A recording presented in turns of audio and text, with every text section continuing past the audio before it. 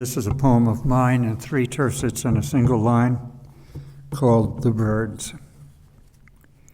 They're like the birds that gather in Virgil's lines in the park at evening, sitting among the branches,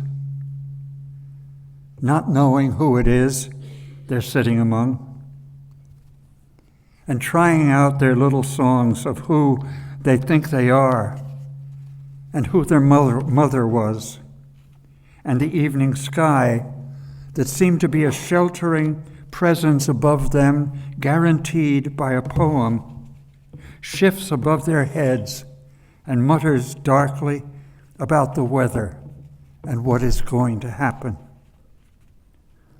I don't know who it is I'm sitting next to.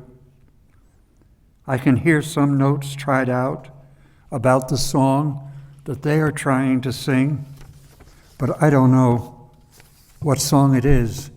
It's not exactly mine.